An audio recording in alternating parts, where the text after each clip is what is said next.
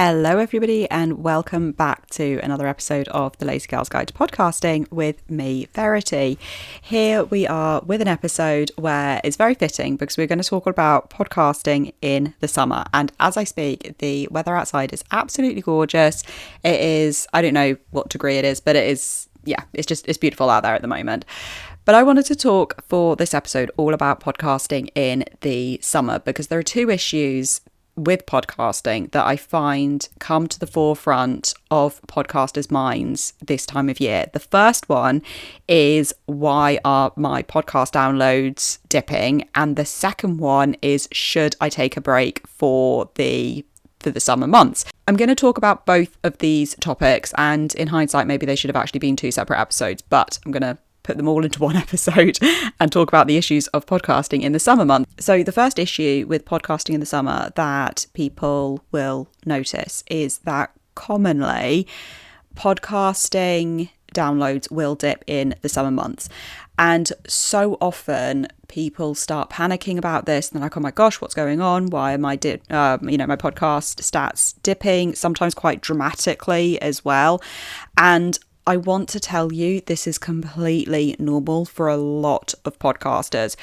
Lots and lots and lots of podcasters will find their podcast numbers dip in the summer months. And that's because our routines, our lifestyles tend to change in the months of June, July, August, a little bit into September as well. And one of the biggest factors of this is summer holidays. And it could be summer holidays where schools are concerned. It could be summer holidays where it's adults only going away and, maybe you don't have children. But the summer holidays generally have a huge impact on podcast downloads. Also, people are out and about, they're enjoying the weather, their routines are very, very different. So I'll give you the example of myself. I listen to podcasts largely in the car on the school and nursery drop-off pickup runs, so the school runs. Now, if I've now got a 6-week period, which I do, of not doing the school and nursery runs, that's 6 weeks worth of time where I am not having that opportunity to listen to podcasts. So for example, I will do 2 days a week where I do 4 hours of driving to do drop off and pick up for one child. I'll have another 1, 2, 3, 4 hours. So I'm looking at about, for me personally, 8-9 hours worth of school run driving every single week where I could be listening to podcasts. Now, like I said, I'm not doing that for the next 6 weeks. I work term time only, so I'm off with the children and we don't have the school runs. We haven't got any holiday clubs booked in. So that's like 8 hours worth of commute driving that I'm not doing for the next 6 weeks. That's a lot of podcasting time that I have suddenly not got. So let's extrapolate that up to the general population. That's a lot of people who are suddenly losing a lot of podcast listening hours. So as I said, if you are concerned about the drop in podcast numbers or stats, don't worry. It is very, very normal for this time of year. And equally, as I said, even people who don't have children, who aren't impacted by the school run, it could be that their commute is now shorter because there isn't the school traffic. It could be that they are taking their own summer holiday breaks. So as I said, lifestyles change over the summer months. It is normal to see a dip in podcast download stats, but what you should start seeing come September, October, November is that increase in those, in those statistics again. So keep going with the content if that's what you want to do, or take a break if that's what you want to do, because that then brings us on nicely to the second point of this episode is, should you take a break from your podcast for the summer months? And I would say that this is completely personal to you. I think you've got, in my opinion, maybe one of three things you could do here. So first of all, you could just carry on with your show as normal, assuming that you do a weekly or a bi-weekly show or a daily show, whatever your routine is, your schedule routine is for releasing episodes. You could just carry on like that as normal, deal with the fact that your download numbers might be a little bit less, but generally speaking, just keep releasing as normal. The other thing that you could do is take a break, and there is nothing wrong with taking a break. You yourself might be going on holiday, you might have the kids around more, you could have other projects going on, there could be so much going on. And if you feel like you need to take that break over the holiday, absolutely go for it. Stick a date in your diary where you actively tell your listeners, I'm not going to be producing any new content between this date and that date, but that date in the future, this is when you can expect the next episode to drop. It's important to give people that information, otherwise people are going to think that you've just disappeared, unsubscribed from your podcast, and they're never going to come back to your show again. So if you do take a break, nothing wrong with that. Plenty of podcasters do, but it's really important to tell people when you are coming back. And you might not have that date exactly in your mind, but you might say, mid-September, I'm going to tell you I'm coming back. I'll give you a date at the end of August for that mid-September return. As I said, taking a break, nothing wrong with it, but make sure you are telling people that you are coming back. And then you've got the third option, which is almost like a little bit of a hybrid of the both, and is going to work best for you if your podcast isn't too new and you do have a good back catalogue of episodes.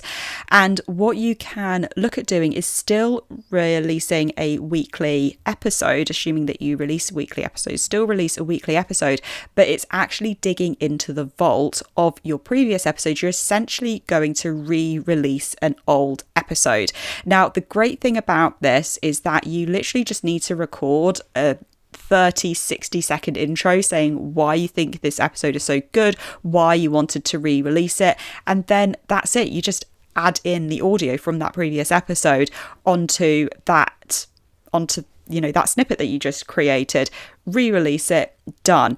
You can do about 6 months worth, you can do about 6 weeks of these episodes so quickly, because you just need to choose the episodes. As I said, do a very, very short intro, edit on, you will already have edited the previous episodes, you're just editing it in, and then you can schedule those 6 episodes, or however many weeks that you're going to take a break from, for those, schedule that for those to come out, which is just such a great idea in my mind, and probably something that I'm going to do for this summer, because you're still releasing content, but you are also taking a bit of a break. And I see so many podcasters do this, so many amazing podcasters do this. And I think it's a great idea, just because you're going to have so many new listeners who are now listening to your podcast, who maybe haven't gone back to episode 1, they haven't gone back to episode 10, they haven't gone back to episode whatever.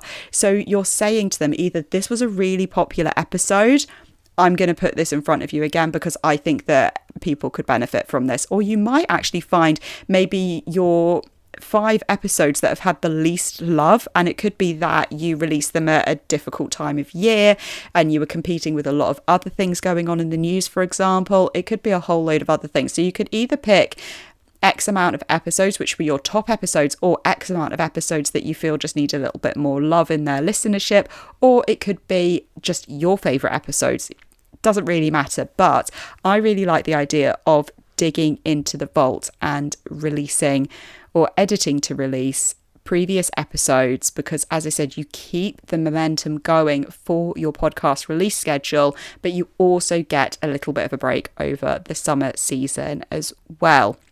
So as I said, I think that's what I'm probably going to be doing for the month of August. I am going to be going through my back catalogue, because we're at nearly 100 episodes now on this podcast, you guys, which is absolutely amazing. And I'm just so grateful for all of our lovely listeners globally, because it still shocks me that we are getting listeners in so many countries around the world, and so many people of just, so exciting. But as I said, I think I'm going to be diving into the vault. I'm going to be looking at some episodes that I think I'm going to re-release over August, because I need a little bit of a break from the podcast as well. And also I think there's some great episodes that some of the newer listeners have not yet heard. So I'm going to dive into those and pick some incredible episodes for you guys to listen to over August. Otherwise, I would love to know what you are doing over the summer break? Are you going to be continuing your episode release schedule as normal? Are you going to be taking a break? Are you going to be diving into the vault and releasing some episodes from there? Hop over onto X at Verity Songon, or Twitter as I still call it, at Verity Songon, and let me know what your podcast release schedule is going to be looking like for the summer months. And otherwise, thank you so much for listening to this episode. I hope you have found it useful as ever, and I will see you next time.